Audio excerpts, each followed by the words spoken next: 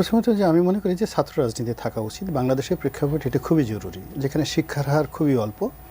আর আমাদের শিক্ষিত সম্প্রদায় কলেজ থেকে যারা আসছেন, যারা ভোটার হয়ে যাচ্ছেন, তারা যদি দেশকাল রাজনীতির সম্পর্কে ওয়াকিফাল না হন এবং নিজেদের মতামত ব্যক্ত না করেন এবং রাজনীতিতে অংশগ্রহণ না করেন, আলটিমেটলি রাজনীতি থাকবে না, এটা বিরাজনীতিকরণ হয়ে যাবে। কাজেই ছাত্র রাজনীতি পৃথিবীর অন্য কোনো দেশে না চললেও বাংলাদেশে এটা দরকার আছে। এক, দুই নম্বর হলো যে এখন যে সংকটগুলো দেখা দিয়েছে, যেটা হলো একেবারে ধ্রুব সত্য, সেটা হলো ছাত্রলীগ নেই।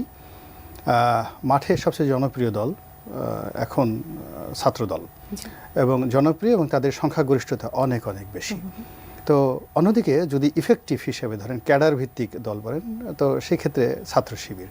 এখন ছাত্র শিবির এর সঙ্গে সঙ্গে যারা অন্যান্য ছোটো ছোটো রাজনৈতিক দল আছে, সবাইকে নিয়ে তারা একটা মোর্চা তৈরি করে ফেলেছে যে ক্যাম্পাসে, যে কোনো ক্যাম্পাসে ছাত্র দলকে ঢুকতে দেওয়া হবে না বা ছাত্র দলের প্রাধান্য সেখানে করতে দেওয়া হবে না। এবং এটাই আগস্ট বিপ্লবের পর প্রথম 3 মাস 4 মাস তো আসলে কোনো ক্যাম্পাসে, ঢাকা বিশ্ববিদ্যালয় থেকে শুরু করে এমনকি ঢাকা কলেজে পর্যন্ত ছাত্রদলের কাউকে ঢুকতে দেওয়া হয়নি।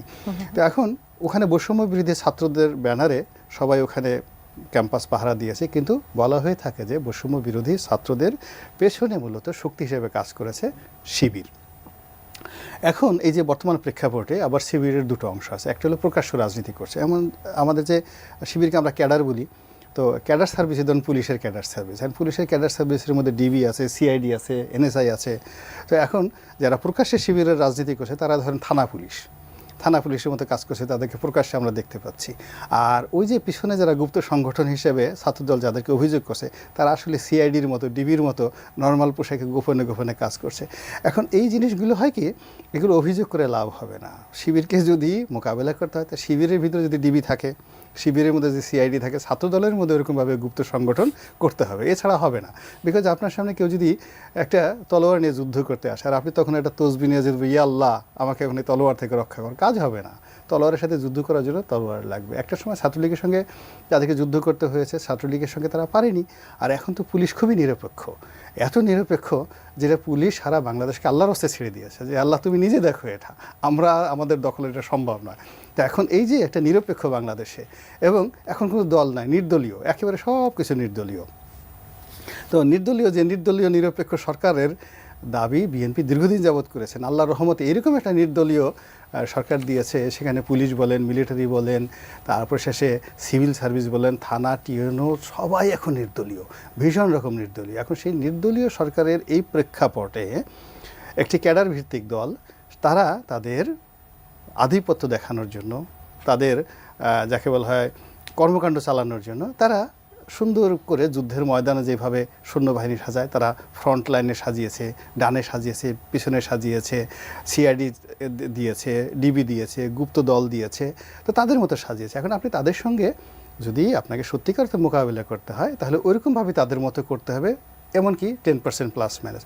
আদারওয়াইজ তারা যেটা করতে চাচ্ছে, আল্লাহর হস্তে যেভাবে ছাত্রলীগকে ছেড়ে দিয়েছিলেন, ওভাবে তাদেরকে মাঠ ছেড়ে দিয়ে আপনারা মসজিদে যান, তাবলিগে যান। এই বছর তাবলিগের 2টো গ্রুপ হয়েছে, সব জায়গাতেই লোক বোধহয় কম হয়েছে। তো সেই তুলনায় যদি ছাত্রদলের যারা লোকজন আছে তারা তাবলিগে যোগ দেয়, তাবলিগটা আরও এনলাইটেন হবে, পাওয়ারফুল হবে। বিতর্কিত নির্বাচনের দায়িত্বে থাকা সাবেক 22 ডিসি বাধ্যতামূলক অবসরে আমরা যখন রাজনৈতিক দলগুলোকে বলতে শুনি যে অনেক প্রয়োজনীয় যে সংস্কারগুলো আছে সেগুলো করে তারপরে হচ্ছে নির্বাচনে যেতে পারা যাবে, এটি কি সেই সংস্কারের একটা অংশ কিনা?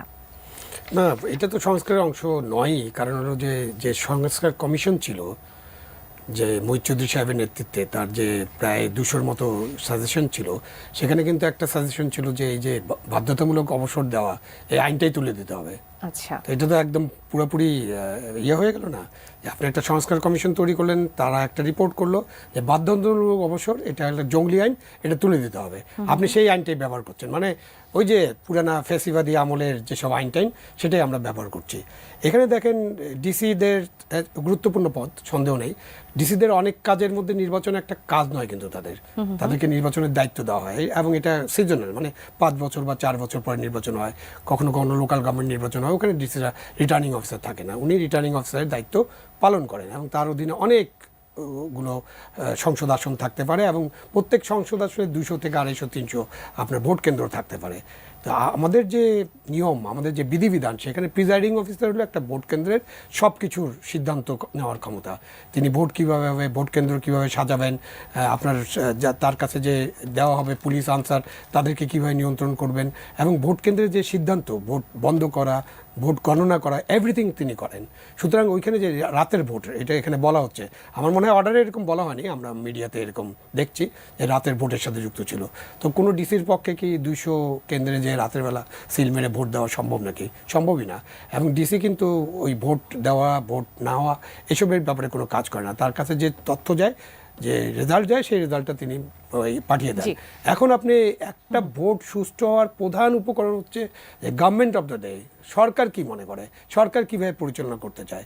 12 থেকে 14 লক্ষ গণকর্মচারী কাজ করে একটা ভোটের জাতীয় নির্বাচনে। তো আপনি 12 থেকে 14 লক্ষ কর্মচারী, তাহলে এখন প্রত্যেককে দায়িত্ব দিতে হবে যে প্রিজাইডিং অফিসাররা খারাপ, তদন্ত করবেন, তদন্ত করে দেখবেন, তাকে তো আত্মপক্ষ সমর্থনের সুযোগ দিতে হবে, সেই সুযোগটাও দেওয়া হয়নি। সুতরাং এটার মধ্যে দিয়ে আপনি কিছু অ্যাচিভ করবেন এরকম মনে হয় না, বরঞ্চ একটা বার্তা যাবে, যে বার্তার কারণে ভবিষ্যতে নির্বাচনে এরা দায়িত্ব। অসংখ্য ধন্যবাদ জনাব গোলাম আল রনি। এই বিষয়ে আপনার মন্তব্য একটু জানতে চাই, 2 মিনিটের মতো হয়তো সময় পাবো।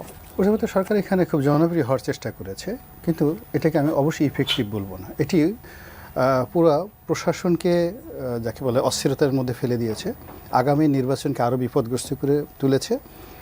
এবং কেন মনে হলো যে আগামী নির্বাচন এটার দ্বারা বিপদগ্রস্ত হবে? বিপদগ্রস্ত হবে এই কারণ হলো যে এখানে ধীরে ধীরে এই জিনিসগুলো বাড়ছে। যে কজন ক্ষতিগ্রস্ত হয়েছে তার সাথে অনেক বেশি সংখ্যক মানুষের মধ্যে প্যানিকটা ছড়িয়ে পড়েছে। এই কারণ হলো আপনি চিন্তা করুন 3টি নির্বাচন, তো 3টি নির্বাচনে যারা টিওনো ছিলেন, যারা ম্যাজিস্ট্রেট হিসেবে, এক্সিকিউটিভ ম্যাজিস্ট্রেট হিসেবে দায়িত্ব পালন করেছেন, যারা ডিসি ছিলেন, তো এরকম সংখ্যা যদি ধরেন অলমোস্ট প্রায় 3 থেকে 3,500 কর্মকর্তা হবেন। এখন আপনি হয়তো 43 জনকে বাধ্যতামূলক অবসর, মানে 24 জনকে বাধ্যতামূলক অবসর দিয়েছেন, বাকিদেরকে আপনি ওএসডি করেছেন। তো এখন আলটিমেটলি ওই যে প্যানিকটা, এই প্যানিকটা ছড়িয়ে পড়েছে কিন্তু ওই 3,000 যারা ওই 2014 নির্বাচনে হয়তো টিওনো ছিলেন, হয়তো জুডিশিয়াল ম্যাজিস্ট্রেট ছিলেন, হয়তো এক্সিকিউটিভ ম্যাজিস্ট্রেট ছিলেন, তাদের সবার মধ্যে কিন্তু এই আতঙ্কটা ছড়িয়ে পড়েছে। এবং আতঙ্ক নিয়ে কখনই কোনো মানুষ আসলে ভালো কোনো কাজ করতে পারে না। এইগুলো এক। 2 নম্বর হলো যে আপনি যদি সত্যিই করতে ন্যায় বিচার করতে চাইতেন, যে ঠিক আছে আমরা ন্যায় বিচার করব, তো ন্যায় বিচার করার জন্য যেটা আজ থেকে 3 মাস আগে সম্ভব ছিল, এই কাজটা এখন কেন?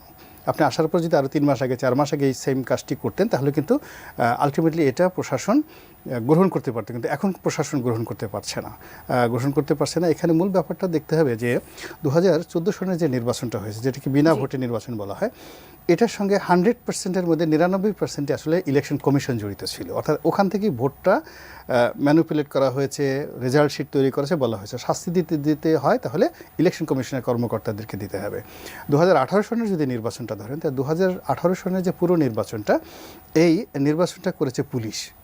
এখানে সেনাবাহিনী এবং সিভিল সার্ভিস যারা আছেন তারা সবাই পুলিশের সাহায্যকারী হিসাবে কাজ করেছে। ফলে যদি আপনি শাস্তি দিতে চান, তাহলে ওই সময় যারা 2018 সালের নির্বাচনে যারা ওসি ছিলেন, এসপি ছিলেন, তাদেরকে শাস্তি দিতে হবে। দে আর দ্য মাস্টার মাইন্ড, তারা এই টোটাল কাজটা করেছে। ওখানে কোনো একটা জেলাতে টিওনো এবং ওসির কথা মতো 2018 সনে ভোট র্যাগিং হয়েছে, এটা কেউ বলতে পারবে না। তো এই যার জন্য এখানে হলো কি, যে পাইকারি হারে আপনি যাকে দুর্বল পাচ্ছেন, যাকে ট্যাগ দিতে পারছেন, তাকে আপনি শাস্তি দিচ্ছেন, আর যারা শক্তিশালী লোক আছেন তাদেরকে কিছুই আপনি করতে পারছেন না, যাকে আলটিমেটলি সরকারকে আরো দুর্বল করে তুলবে। অসংখ্য ধন্যবাদ জনাব গোলাম আল রনি, ধন্যবাদ জনাব আবু আলী মোহাম্মদ শহীদ খান আমাদের আয়োজন